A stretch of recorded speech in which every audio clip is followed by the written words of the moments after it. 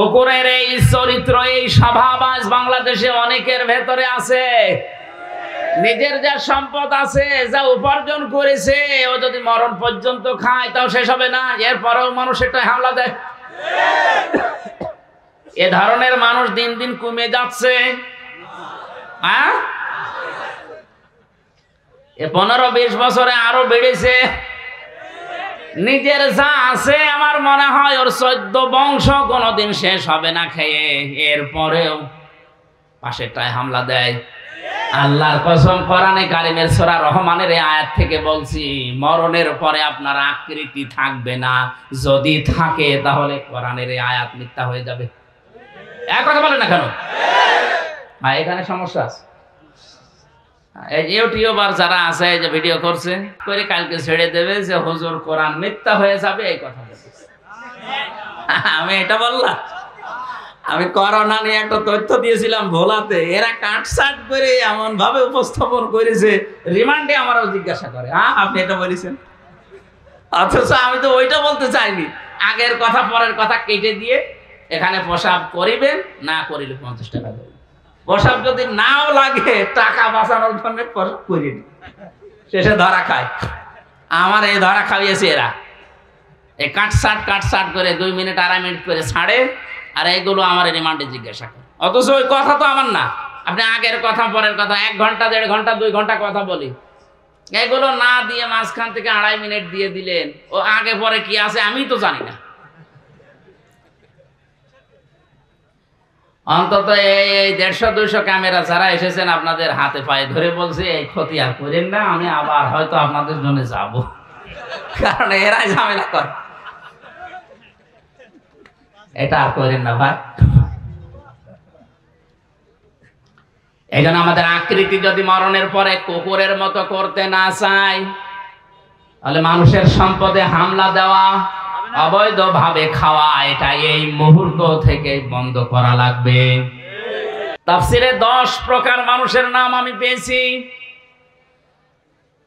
অনেক মানুষ মরণের পরেই তার চেহারা পাল্টিয়ে কুকুরের মতো হয়ে যাবে। আপনি যত সুন্দর করে কাফন দাফন দিয়ে উপরে ফুলের পাহাড় লাগিয়ে দেন, ভেতরে আল্লাহ তার আকৃতি কুকুর বানিয়ে দিয়েছে। কুকুরের চেহারা হবে কাদের? তাফসিরে আছে, মুফাসসিরিনে কেরাম জানিয়েছেন, দুনিয়ায় কুকুরের স্বভাবকে, একটা কুকুরকে আপনি খাবার দেবেন, যা দিয়েছেন, ও যদি মরণ পর্যন্ত খায় তাও শেষ হবে না। পাশেরটা যদি কিছু দেন, হামলা দেবে। এই কথা বলছে না? কুকুরের এই চরিত্র, এই স্বভাব আজ বাংলাদেশে অনেকের ভেতরে আছে। নিজের যা সম্পদ আছে, যা উপার্জন করেছে, ও যদি মরণ পর্যন্ত খায় তাও শেষ হবে না, এরপরেও মানুষ এটা হামলা দেয়। এ ধরনের মানুষ দিন দিন কমে যাচ্ছে। এ 15-20 বছরে আরো বেড়েছে। নিজের যা আছে আমার মনে হয় ওর 14 বংশ কোনোদিন শেষ হবে না খেয়ে, এরপরেও পাশেরটায় হামলা দেয়। আল্লাহর কসম, কোরআনে কারিমের সূরা রহমানের এই আয়াত থেকে বলছি, মরণের পরে আপনার আকৃতি থাকবে না। যদি থাকে তাহলে কোরআনের এই আয়াত মিথ্যা হয়ে যাবে। এক কথা বলেন না কেন? এই জন্য আমাদের আকৃতি যদি মরণের পরে কুকুরের মতো করতে না চাই, তাহলে মানুষের সম্পদে হামলা দেওয়া, অবৈধভাবে খাওয়া, এটা এই মুহূর্ত থেকে বন্ধ করা লাগবে। কিছু মানুষের আকৃতি হবে সাপের মতো, সর্পের মতো। সাপের কাজ হচ্ছে একটা মানুষকে জেল খাটিয়েছে, তাদের কোনো লাভ হয়নি। মাঝখান থেকে আমার 3টা বছর অন্ধকারে কেটল। আমার স্ত্রী সন্তান কষ্ট পেয়েছে, আমার বাবা মা কষ্ট পেয়েছে। তাদের কি হলো? তারা টাকা পয়সা কিছু পেয়েছে, ওইটা আমি নাই বললাম। তারা আর কি লাভ হলো? এই মানুষগুলো যদি আমার কাছে স্বীকার না করে, স্বীকার মানে তওবা করা, স্বীকার মানে কি? আমার কাছে মাফ চাওয়া, স্বীকার করা, তওবা করা, এটা যদি দুনিয়ায় জীবদ্দশায় এটা না করে, আমার এই 3টা বছর যারা নষ্ট করেছে ওইভাবেই মারা যায়, আল্লাহর কসম এদের আকৃতি কিয়ামতের দিন আমার এই ক্ষতি করার কারণে সাপের মতো হবে। দেখলে আমি বুঝবো যে এই তো সেই লোক। শুধু আমার ব্যাপারে আমি বললাম, এরকম হাজারো মানুষের জীবনে ঘটছে এখন, না ঘটছে না? আকৃতি যদি ঠিক রাখতে চান, এই সুন্দর চেহারা আপনার থাকবে না। 3 নম্বরে কিছু মানুষের আকার হবে শকুরের মতো। কিসের মতো? শকুর। দেখবেন নিজের বউ, ছেলে মেয়ে, বেটার বউ সব নিয়ে যায়, একটা অনুষ্ঠানে যায়, কোনো জায়গায় যে নিজে বসে বসে এক জায়গায় থাকে, আর ওগুলো সব কচু খেতে ছেড়ে দেয়। কার সাথে কি করছে আল্লাহ ছাড়া কেউ জানে না। কত মানুষের চরিত্র আজ তাকান, নিজের বউ যদি সুন্দর হয় দিশাই পায় না করবে কি, আরো সুন্দর করে সাজায়, মানুষকে দেখায় যে জিনিস আমার আছে, জিনিস আছে। আপনি নিজে দেখেন, মানুষ দিয়ে দেখানোর দরকার কি? বউ সুন্দরী স্যার, এগুলো যদি দেখানোর মতো জিনিস হতো, এই যে কোরআন শরীফ আমি হাতে নিয়ে বলছে, আমারটা আমি সত্যি আগে দেখাতাম। আপনার যদি আমার বউ একেবারে কম সুন্দর তা না। রিমান্ডে একটা কথা তো বলতে নেই, রিমান্ডে আমার বিয়ের একটা ছবি ছিল মোবাইলে, ছবি উল্টাতে উল্টাতে বলছে, হ্যাঁ হুজুর আপনার এই মোবাইলে পূর্ণিমার ছবি। পূর্ণিমা মানে পূর্ণিমা আমি কোথায় পাবো? এই যে এটা আমার বউ। হ্যাঁ হুজুর এত সুন্দর বউ কি করে পাইল? এই বউ দাঁড়ান তুলে নিয়ে আসবো। এই শেষ পর্যন্ত আরো ঘটনা যা ঘটার ঘটেছে। সম্মানিত ভাইরা, বউ দেখানোর জিনিস না, এটা দেখার জিনিস। মেয়ে লোকের এই চেহারায় এই সৌন্দর্য শুধুমাত্র তার স্বামীর জন্যে, তার বাবার জন্যেও না। এক কথা বলেন না কেন? যে বাবা জন্ম দিয়েছে ওই বাবার জন্য যদি এই সৌন্দর্য উপভোগ করা জায়েজ না থাকে, শুধু স্বামী বাদ দিয়ে, তাহলে দুনিয়া আর কার জন্য জায়েজ হয়? আপনি আবার বিবেক দিয়ে বলেন। এরপরেও যদি কেউ নিজের বউকে, নিজের যুবতী মেয়েকে আরো সুন্দর করে সাজিয়ে প্রদর্শন করেন যে জিনিস আমার আছে দেখো, কিয়ামতের দিন আপনার এই আকৃতি থাকবে না, আপনি শুকর হয়ে উঠবেন। জোরে বলেন নাউজুবিল্লাহ। কত মানুষ আল্লাহওয়ালা দেখতে মনে হয়, নামাজ পড়ে, তাহাজ্জুদের নামাজ পর্যন্ত পড়ে, কিন্তু বাড়িতে এই পর্দার ব্যাপারে উদাসীন, কিছু মনেও করে না। আমার জেলাতে একবার ম্যাট্রিক পরীক্ষা দিতে নিয়ে যাবে মেয়েকে, এই 16 বছর 17 বছর বয়স এরকম যুবতী মেয়েকে ম্যাট্রিক পরীক্ষা দেওয়ার জন্য বাবা এই ভ্যানের পেছনে বসে ঘন্টা দিয়ে তসবিহ নিয়ে আল্লাহ আল্লাহ করছে, আর মেয়েকে সামনে বসিয়েছে। আমি মোটরসাইকেল নিয়ে সামনে দিয়ে যাচ্ছিলাম, ডাক দিয়ে বলছে, মুরব্বী এইভাবে আছেন একেবারে সব কিছু ঢেকে? বলছে, বাবাজি দিনকাল ভালো না, কার মেয়ের দিকে নজর দেয় বলা যায় না, এই জন্য আমি আল্লাহ আল্লাহ করছি। সামনে এটাকে বলছে আমার মেয়ে পরীক্ষা দিতে যাচ্ছে, তা আপনি সামনে ক্ষেপণাস্ত্র ফিট করে রেখেছেন আর পড়ছেন সুবহানাল্লাহ আলহামদুলিল্লাহ আল্লাহ, এ কাজ হবে? আগে ওইটা ঢাকে, আপনার মাথায় পাগড়ি দেওয়ার দরকার নেই, এই পাগড়ি ওই মেয়ের মাথায় দিয়ে।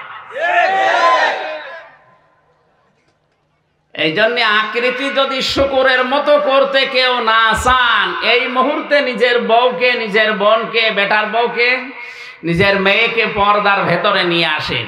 এটা আপনাকে বাঁচার জন্য আমি বললাম। এরকম 10 প্রকার আছে, আমি সবগুলো বলতে পারছি না। কয়টা পর্যন্ত করব? 12টা না শেষ করে দেব? 12টা পর্যন্ত করি নাকি? হ্যাঁ চুপ করে, সভাপতি আছে না? আলহামদুলিল্লাহ। সুবহানাল্লাহ।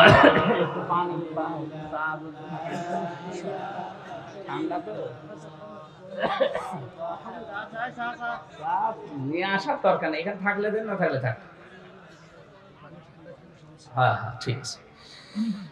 সুবহানাল্লাহ আলহামদুলিল্লাহ লা ইলাহা ইল্লাল্লাহ। সুবহানাল্লাহ আলহামদুলিল্লাহ লা ইলাহা ইল্লাল্লাহ।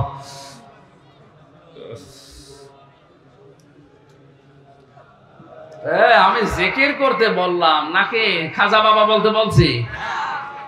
আপনারা তো পুরুষ মানুষ, মহিলা প্যান্ডেল আছে না, ওই জায়গায় যদি যে বলতাম যে জিকির করেন, ওরা এমন আওয়াজ দিত, এটাতে 3 গুণ আওয়াজ হইত।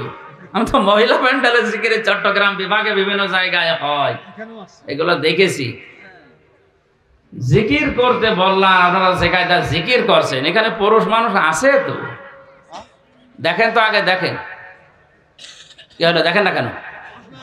পুরুষ নেই, জিকির করেন। সুবহানাল্লাহ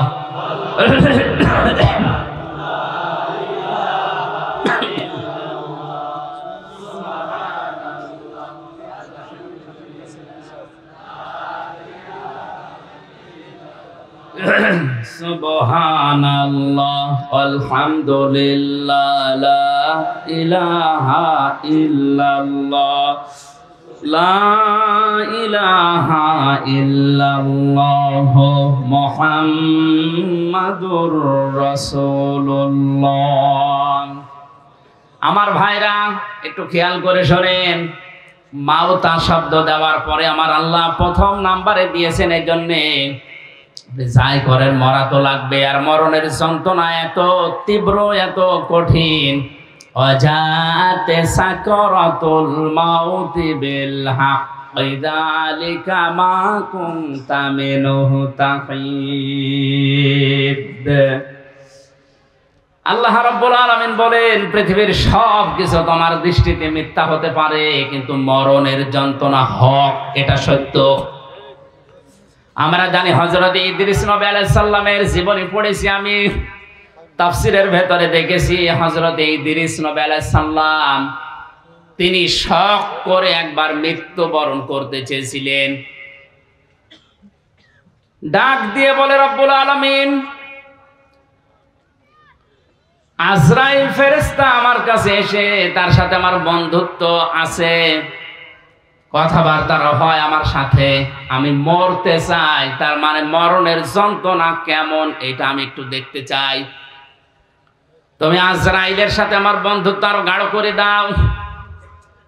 আল্লাহ রাব্বুল আলামিন কোন বিষয়ে যদি সিদ্ধান্ত নেন, বলেন কোন ফায়াকুন, সঙ্গে সঙ্গে হয়ে যায়। ফেরেশতা আজরাইলের সাথে তার বন্ধুত্ব হয়ে গেল। হাদিসটা যদিও জয়ীফ, দুর্বল, আমি শুধু শিক্ষার জন্য বলছি।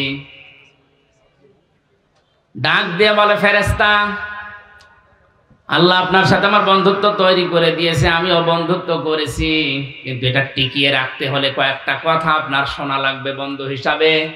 এক নম্বরে, আমি মৃত্যুবরণ করে দেখতে চাই যে মরণের যন্ত্রণা কেমন। ফেরেশতা বলে, রব্বুল আলামিন কার কাছে পাঠিয়েছো বন্ধুত্ব করার জন্য? তো পুরা ভেজাল, মরে দেখতে চাই কেমন লাগে। আল্লাহ পাক অর্ডার দিলেন, তিনি বললেন হ্যাঁ আমাকে মারবেন, কিন্তু মরণের পরে আবার আমার রূহ ফিরিয়ে দেবেন, আমাকে আবার জীবন দিয়ে দেবেন। তাফসীরে এসেছে তিনি যে শখ করে মৃত্যুবরণ করেছিলেন, কেমন যন্ত্রণা পেয়েছিলেন জানেন? একটা জিন্দা ছাগলকে চামড়া ছিলে লবণ লাগিয়ে দিলে যেমন কষ্ট হয়, ওইরকম কষ্ট পেয়েছিলেন। পৃথিবীর সর্বশ্রেষ্ঠ মানুষ যিনি, আল্লাহর পরে যার স্থান, আমাদের নবী মুহাম্মদুর রাসূলুল্লাহ সাল্লাল্লাহু আলাইহি ওয়াসাল্লাম, তিনি ওই মরণের যন্ত্রণা থেকে রেহাই পাননি। বারবার তার শরীর শুকিয়ে যাচ্ছিল, ঘেমে যাচ্ছিল, ঘামগুলো মুছিয়ে দেয় হযরতে ফাতেমা, হযরতে আয়েশা, আবার ঘেমে যান। মরণের যন্ত্রণা যখন শুরু হয়ে গেছে, হযরতে আজরাইল তার দরজায় এসে কড়া নাড়া দিয়েছে। ফাতেমাতুজ জোহরা দরজায় যাওয়ার পরে দেখলেন বিশাল আকৃতির একজন দাঁড়িয়ে আছে। ভয়ে দৌড় দিয়ে বাবার কাছে আসলেন, ডাক দিয়ে বলে, বাবা এমন একটা মানুষকে দেখলাম জীবনে ওর আগে আমি দেখি নাই। এর মাথা আকাশের দিকে, পা জমিনের সাথে, এত উঁচা এত লম্বা। নবীজি চোখের পানি গড়িয়ে পড়লো, ডাক দিয়ে বলে, মা ফাতেমা, এটা দুনিয়ার কেউ না, এটা তোমাকে এসেছে এতিম বানাতে, এটা ফেরেশতা আজরাইল, আসতে দাও। সালাম দেওয়ার পরে ভেতরে প্রবেশ করলেন, ডাক দিয়ে বলে, ইয়া রাসূলুল্লাহ, আল্লাহ পাক আমাকে পাঠিয়েছেন দুইটা খবর পাঠানোর জন্য। আপনি যদি যেতে চান আমি নিয়ে যাব, যদি না যেতে চান আপনি থাকতে পারবেন। নবীজি বললেন, আজরাইল আমি যদি থাকতে চাই কতদিন থাকতে পারবো? ফেরেশতা বলে, হ্যাঁ আপনি যতদিন ইচ্ছা ততদিন থাকতে পারবেন। তারপরে কি? মরা লাগবে। তারপরে কি? কারণ হচ্ছে আল্লাযী খলাকাল মাউতা, আল্লাহ সর্বপ্রথম বানিয়েছেন মউত। আপনি আল্লাহর প্রিয়, আল্লাহর বন্ধু, আল্লাহর দোস্ত, আল্লাহর হাবিব, সব ঠিক আছে। আপনি যতদিন থাকতে ইচ্ছা করেন ততদিন থাকতেও পারবেন, কিন্তু ফাইনাল কথা মরা লাগবে। নবীজি বললেন, আজরাইল মরায় যদি লাগে তাহলে নশ্বর দুনিয়ায় থেকে আমার আর লাভ নেই। মহান আল্লাহ যদি আমার অপেক্ষায় অপেক্ষমান থাকে তাহলে আমাকে নিয়ে চলো। আজরাইল বলেন, আমি শুধু হাতটা তার বুকের উপরে রাখলাম। বিশ্বনবী ডাক দিয়েই বললেন, আজরাইল তাড়াতাড়ি তোমার হাত আমার বুকের উপর থেকে সরাও, মনে হচ্ছে উহুদ পাহাড় আমার বুকের উপরে রেখে দিয়েছো। কক্সবাজারবাসী বলে, যে লোকটা জীবনে কোনোদিন হাত তুলে মোনাজাত করলে আল্লাহ ফেরত দেওয়া দূরের কথা, মনের ভেতরে আকাঙ্ক্ষা আসলে যার দোয়া কবুল হয়ে গেছে। জোহরের নামাজ পড়ছিলেন তিনি বাইতুল মুকাদ্দাসের দিকে। 2 রাকাত নামাজ হবার পরে আকাশের দিকে তাকিয়ে মনের ভেতরে একটা আকাঙ্ক্ষা এসেছে, আল্লাহ 16 থেকে 17 মাস পর্যন্ত আজ এই বাইতুল মুকাদ্দাসের দিকে আমি নামাজ পড়ছি। আমার মনটা খুব বেশি চায় আমি যদি কাবা শরীফের দিকে ঘুরে নামাজ পড়তে পারতাম তাহলে আমার মন আরো তৃপ্ত হয়ে যেত। নামাজের ভেতরে ওহী নাযিল করে দিলেন আল্লাহ পাক, ক্বাদ নারা তাকাল্লুবা ওয়াজহিকা ফিস সামা ফালানুওয়াল্লিয়ান্নাকা কিবলাতান তারদাহা ফাওয়াল্লি ওয়াজহাকা শাতরাল মাসজিদিল হারাম। হে নবী, আপনি আকাশের দিকে মুখ উত্তোলন করেছিলেন, আমি কিন্তু বুঝতে পেরেছি যে আপনার মনে কি চাই। আপনার মন চাই এই 16-17 মাস নামাজ পড়লেন বাইতুল মুকাদ্দাসের দিকে, কাবার দিকে মন চাই নামাজ পড়তে। জোহরের নামাজের বাকি 2 রাকাত আর মুকাদ্দাসের দিকে পড়া লাগবে না, নামাজের ভেতরে আপনি ঘুরে বাকি রাকাত কাবার দিকে পড়েন। এই জন্য এই মসজিদকে কিবলাতাইন বলা হয়, 2 কিবলার মসজিদ। একই নামাজ আল্লাহর নবী 4 রাকাত পড়েছিলেন, 2 রাকাত বাইতুল মুকাদ্দাসে, 2 রাকাত কাবার দিকে। বলেন যে লোকটা শুধু মনের ভেতরে কামনা বাসনা আসলেই কবুল হয়ে যায়, আকাশের তারকা দেখে, চাঁদ দেখে হাত আঙ্গুল দিয়ে ইশারা দিলে 2 টুকরা হয়ে যেত। 5 জমিন থেকে তুললে ওটা সঙ্গে সঙ্গে আরশে চলে যেত। এত বড় পাওয়ার ছিল, সম্মান ছিল যার। এই লোকটার মরণের যন্ত্রণা যদি আজরাইলের হাত রাখার পরে এমন তীব্র হয়, আমাদের কিছুই হবে না।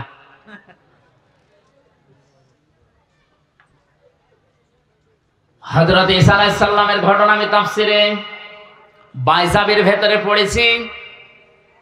হযরতে ঈসা নবীর জামানার সমসাময়িক মানুষেরা খুব ভালো করে খেয়াল করেন, মরণ মাউতা শব্দ আল্লাহ দিলেন প্রথমেই কেন, আর মরণের যন্ত্রণাটা কেমন, কতদিন থাকে এটা। হযরতে ঈসা নবীর উম্মতেরা ডাক দিয়ে বলেন, আল্লাহর নবী আপনি বিভিন্ন মুজিজা দেখিয়েছেন, আজকে একটা নতুন মুজিজা আপনাকে দেখানো লাগবে। এটা একটা পুরাতন কবরস্থান, এখান থেকে যদি আপনি একটা লাশ উত্তোলন করে জীবিত করে তার মুখ থেকে সাক্ষী নিতে পারেন যে লা ইলাহা ইল্লাল্লাহ ঈসা রূহুল্লাহ, তাহলে আপনার উপর আমরা সবাই ঈমান আনব।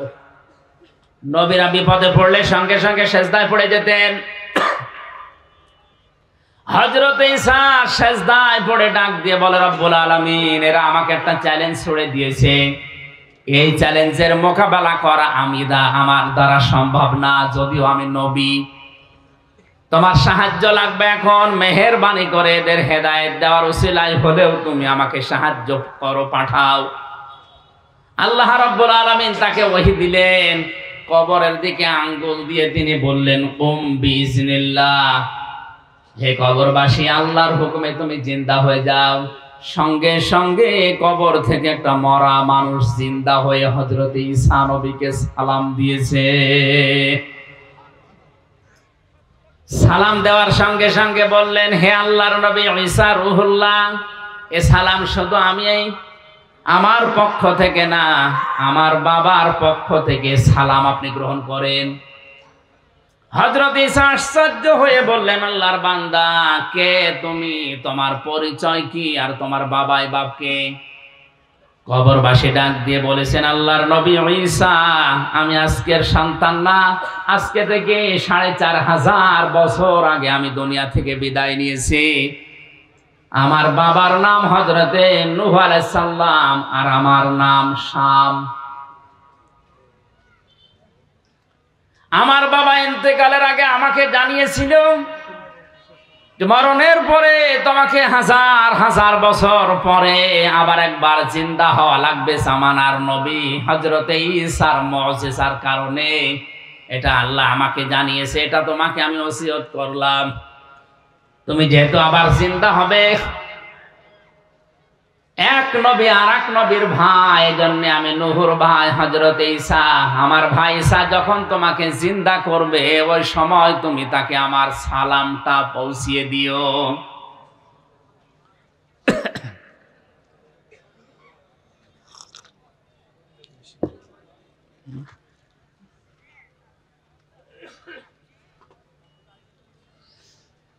হযরতে ঈসা রূহুল্লাহ আশ্চর্য হয়ে বললেন, শাম,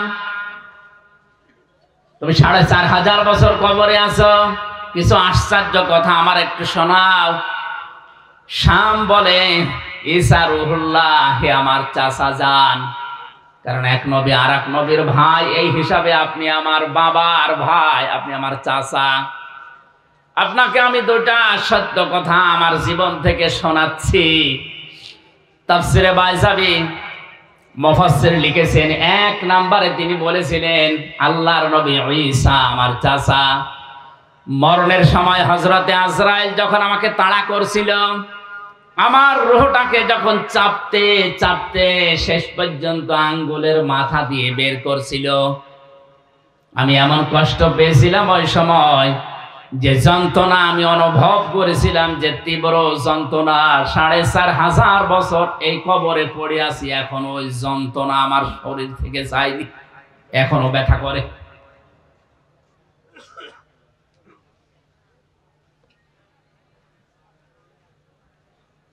দ্বিতীয় কিয়ামত হবে আমিও জানি না। কিয়ামতের ওই কঠিন ময়দানে ওঠার আগ পর্যন্ত আমার শরীরের ৩৬০ জোড়া বিভিন্ন অঙ্গ প্রত্যঙ্গের জোড়া দেওয়া আছে। এই জোড়াগুলো আমার এখনো পর্যন্ত এই ৪৫০০ বছরের ভেতরে মনে হয় এখন কে যেন আমাকে পিটিয়েছে। মুফাসসির লিখেছেন শেষের দিকে, হযরতে শাম তিনি একজন নবী ছিলেন, যদি নবী নাও থাকেন তিনি একজন নবীর সন্তান। বাংলার মুসলমানেরা বলেন বিবেক দিয়ে, একজন মুসলমান নবীর সন্তান, তিনি একজন নবী, এরকম কথাও আছে। তার মরণের যন্ত্রণা যদি এরকম তীব্র হয়, ৪৫০০ বছরও তিনি ভুলতে না পারেন। আমরা যারা সাধারণ মুসল্লি, সাধারণ মুসলমান যারা, তাদের মরণের সময় কি হবে এটা আল্লাহ ছাড়া আর কেউ জানে না। এই জন্য এই মরণের যন্ত্রণা থেকে কেউ যদি রেহাই পেতে চায়, নবীজি ওই সময় আজরাইলকে বলেছিলেন, ভাই, মরণের যে যন্ত্রণা সব আমার বুকের উপরে তুমি এখনই শুরু করে দাও, কিন্তু আমার এতিম উম্মতদেরকে তুমি কিছু বলবা না। আজরাইল বলেছিলেন, না, এটা কথা দিতে পারলাম না, কিন্তু একটা কথা আপনাকে আমি দিতে পারি। কোরআনে কারীমের ৬৬৬৬টা আয়াতের ভেতরে সূরা বাকারার ২৫৫ নম্বর আয়াত যদি আপনার উম্মতেরা ফরজ নামাজ শেষ করার পরেই পড়ে, আর আয়াতের ভেতরে আল্লাহর ১০টা ক্ষমতার কথা আছে। কয়টা? বলেন বলেন। এই ১০টা ক্ষমতা যদি ওর প্র্যাকটিক্যাল লাইফেও মেনে চলে, আমি আজরাইল কথা দিলাম, মরণের সময় ওর কোনো শাস্তি যন্ত্রণা হবে না। মানুষ মায়ের বুকে দুধ খেতে খেতে যেভাবে ঘুমিয়ে যায় বাচ্চারা, ঠিক আমি ওইভাবে ওর জীবন কবজ করব। যে যন্ত্রণা থেকে নবীজি পর্যন্ত রেহাই পেলেন না, হযরতে শাম রেহাই পাননি, কেউ এই যন্ত্রণা থেকে বাদ যায়নি। সেখানে যে ফেরেশতা আজরাইল কবজ করবে জান, সেই যদি বলে যে আমি মাফ করে দেব, শাস্তি দেব না, এই আমলটা করলে শুধুমাত্র ফরজ নামাজের পরে আয়াতুল কুরসিতে 10টা ক্ষমতার কথা আল্লাহর আছে। এটা বিশ্বাস করে মনে প্রাণে প্র্যাকটিক্যাল লাইফে দেখাবেন, আর প্রতি 5 ওয়াক্ত নামাজের পরে একবার করে পড়বেন। আমার মনে হয় মরণের যন্ত্রণা থেকে বাঁচার জন্য এই আয়াতটা আমল করার দরকার আমাদের আছে না নেই? আল হায়াত দিয়েছেন আল্লাহ। হায়াত 5 প্রকার। কয় প্রকার? 1 নাম্বার হায়াত হচ্ছে আলমে আরওয়া, রূহের হায়াত বা রূহের জগৎ। সূরা আরাফের 172 নাম্বার আয়াতে আল্লাহ এই তথ্যগুলো দিয়েছেন যে আরাফের জগতে, আলমে আরওয়ার জগতে আমাদের সাথে আল্লাহর অঙ্গীকারগুলো কি ছিল আর আল্লাহর সাথে আমাদের কথোপকথন কি ছিল। 2 নম্বর হায়াত হচ্ছে হায়াত আলমে বতুন, মায়ের পেটের জগৎ, 6 মাস থেকে 10 মাস 10 দিন পর্যন্ত। এখানে একটা ছোট্ট নিখুঁত তথ্য আছে, আলেমদেরকে বলছি। একটা মানুষ মায়ের পেট থেকে জন্ম নেওয়ার জন্য সর্বনিম্ন সময় লাগে 6 মাস। কয় মাস? বলেন বলেন। এই তথ্য আছে সূরা আহকাফের 15 নম্বর আয়াতে। আল্লাহ রাব্বুল আলামিন বলেন, ওয়াসাইনাল ইনসানা বিওয়ালিদাইহি ইহসানা হামালাতুহু উম্মুহু কুরহা ওয়া ওয়াদাআতুহু কুরহা ওয়া হামলুহু ওয়া ফিসালুহু 30 শাহরা। এই খেয়াল করেন, আপনি খেয়াল করেন বেশি করে। আল্লাহ পাক বলেন, পৃথিবীর যত মানুষ আছে যে ধর্মই পালন করুক না কেন, প্রতিটি মানুষকে আমি আল্লাহ সৃষ্টিকর্তা হিসাবে আদেশ করলাম, নসিহত করলাম, অর্ডার দিলাম তারা যেন তাদের মা বাবার সাথে ভালো আচরণ করে। এই আচরণ করার দায়িত্ব আল্লাহ দিয়েছেন শুধু মুসলমানদের। বলেন বলেন। যত ধর্মের মানুষ আছে দুনিয়ায়, মানুষ পদবাচ্চে যারা বিবেচিত, এই মানুষের আল্লাহর অর্ডার, সৃষ্টিকর্তার অর্ডার, মা বাবার সাথে ভালো আচরণ করা লাগবে। আপনি যদি দুনিয়ায় রিজিক বাড়াতে চান, আপনার সম্মান বাড়াতে চান, আপনার হায়াত বাড়াতে চান, মা বাবার সাথে ভালো ব্যবহারের কোনো বিকল্প নেই। মা বোন যারা এসেছেন, আপনার স্বামী, আপনি যদি চান সে বেশি দিন বেঁচে থাক, তার সম্মান মর্যাদা দুনিয়ায় আরো বেড়ে যাক, তার রিজিক, তার টাকা পয়সা, তার জমি জায়গা, ব্যাংক ব্যালেন্স, ব্যবসা বাণিজ্য আরো বেশি হোক, তাহলে স্বামীকে বারবার পরামর্শ দেবেন রাতে সবার সময়, স্বামী তুমি আর যাই করো, মা বাবার সাথে আর রক্তের সম্পর্ক যাদের সাথে আছে এগুলো ঠিক রাখো। অধিকাংশ স্ত্রী আরো এগুলো নষ্ট করে। কথা বলে না কেন? এগুলো যদি নষ্ট করে তাহলে সে কি তার স্বামীর ভালো চায় না অকল্যাণ চায়? ও চাচ্ছে যে আমার স্বামী আরো তাড়াতাড়ি মরে যাক, আমি আর একটা কাজ করব। ওর সম্মান মর্যাদা দরকার নেই, ওর টাকা পয়সা রিজিক আর দরকার নেই। এটা হাদিস। কোন স্বামীর যদি সম্মান মর্যাদা, তার রিজিক, তার হায়াত বেড়ে যাক, এটা স্ত্রী চায়, সে যেন অবশ্যই অবশ্যই পরামর্শ দেয়, স্বামীকে বলে স্বামী তুমি যাই করো, মা বাবার সাথে ভালো আচরণ করো। আশা করছি মা বোনেরা আমাদের দিকে তাকিয়ে হলেও এটা করবে। যদি না করে বুঝবেন আপনার বউ চায় যে আপনি মরেন। যে স্ত্রীর কারণে আপনি মা বাবার সাথে খারাপ আচরণ করতে বাধ্য হন, আপনার হায়াত কমে যাচ্ছে, আপনার সম্মান মর্যাদা থাকলেও আল্লাহ নষ্ট করে দেবে। আমার মূল কথা ছিল, আল্লাহ পাক বলেন ব্যাখ্যা দিয়েছি এইটা ভালো ব্যবহার করবা, কারণ হচ্ছে তোমার মা তোমাকে কষ্টের পরে কষ্ট সহ্য করে পেটে বহন করেছে। সালাসনা শাহরা, 30 মাস। কয় মাস? 30 মাস বহন করে। বলেন বলেন। ওয়া হামলুহু ওয়া ফিসালুহু সালাসনা শাহরা, এই যে মাঝখানে ওয়া আছে, তোমাকে দুধ পান করিয়েছে, পেটে বহন করিয়েছে, সব মিলে 30 মাস। আমরা জানি মানুষকে দুধ পান করানো লাগে মায়ের স্তন থেকে সর্বনিম্ন 2 বছর। কয় বছর? সূরা বাকারার 233 নম্বর আয়াতে আছে এটা, ওয়াল ওয়ালিদাতু ইরদি'না আওলাদাহুন্না হাওলাইনি কামিলাইনি লিমান আরাদা আইয়ুতিম্মার রাদা। আমি দুনিয়ার বাবাকে মায়েদেরকে আদেশ করেছি, তোমরা বাবারা যারা আছো মায়েদের মাধ্যমে সন্তানকে দুধ পান করাবা 2 বছর। কয় বছর? এ দুধ পান করার দায়িত্ব বাবার না মার? এই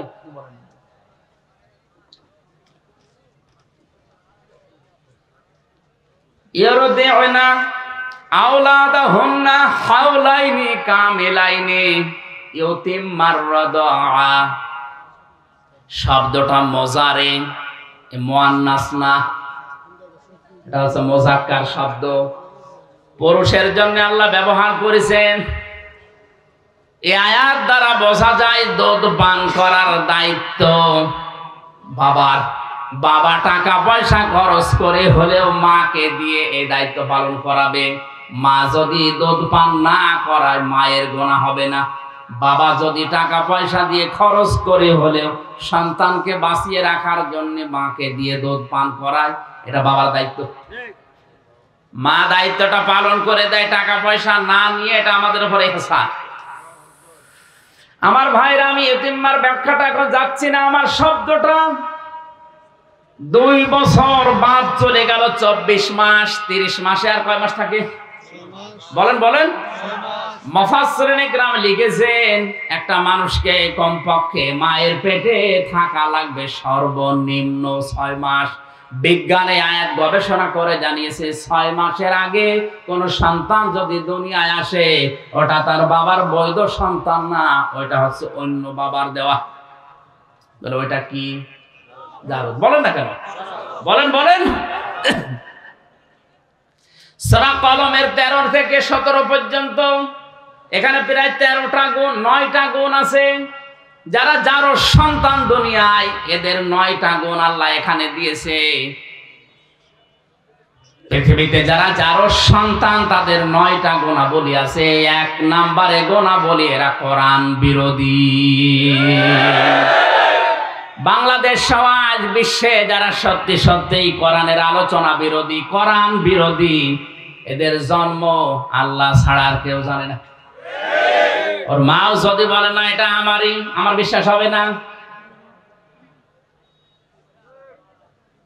এটা না, আপনার জন্ম হয়তো ঠিক আছে, কোরআনের বিরুদ্ধে যে নিজের জন্ম খারাপ করবেন এমন কপাল পোড়া আপনি হবেন। আপনি থেমে যান।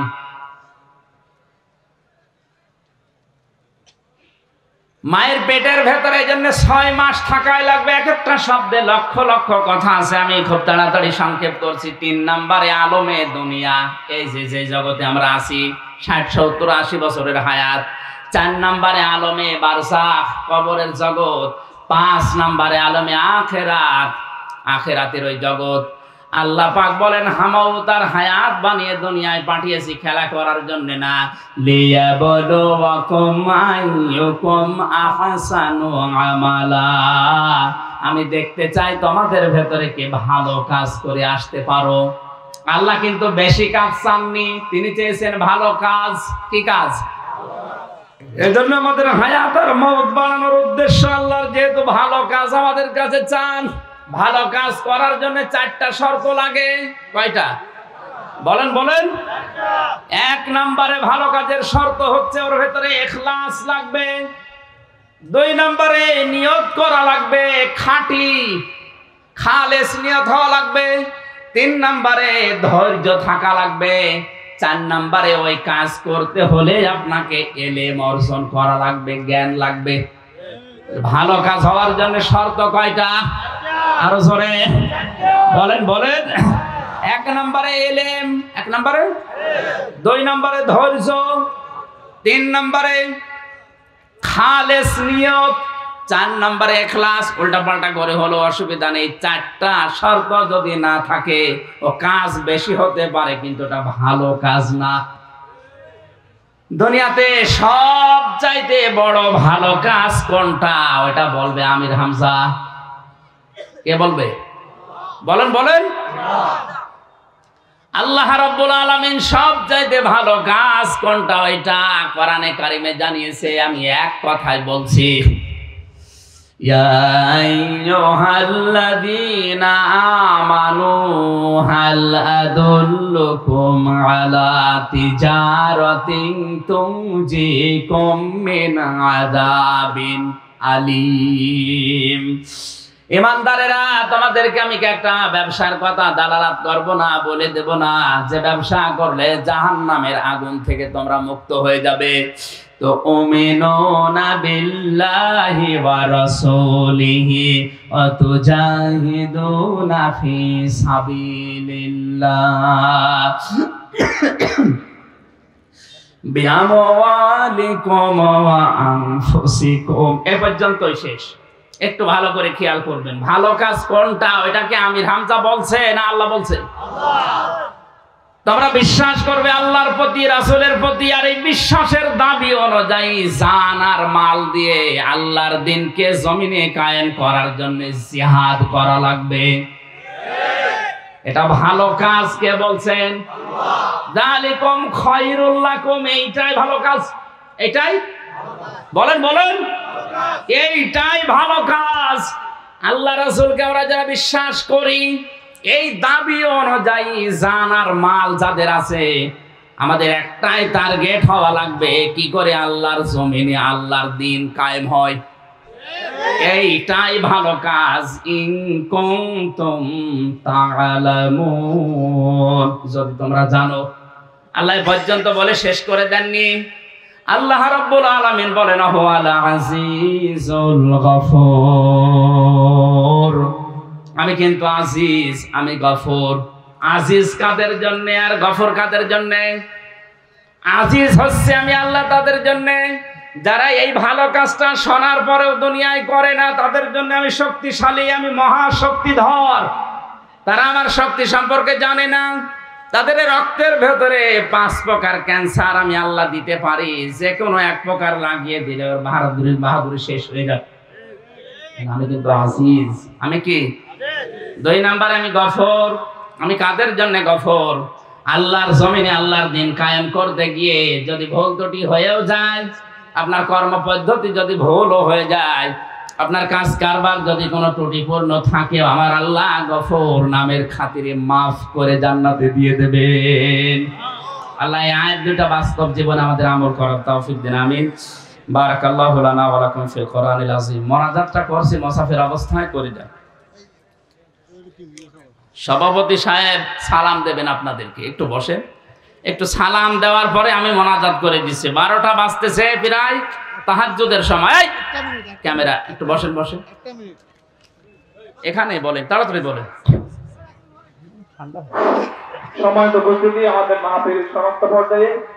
এখন সংক্ষিপ্ত বক্তব্য রাখবেন আজকের মাহফিলের সম্মানিত সভাপতি জনাব আতিকুল্লাহ কোম্পানি, সভাপতি 1 নং ওয়ার্ড আওয়ামী লীগ কক্সবাজার পৌরসভা। ভাইরা একটু ধৈর্য ধরুন, একটা মিনিট। আউযুবিল্লাহি মিনাশ শাইতানির রাজিম, বিসমিল্লাহির রহমানির রহিম। মধ্যম কোতর দিয়ে আমরা কর্তৃক আয়োজিত আজকে এই তাফসীরুল কোরআন মাহফিল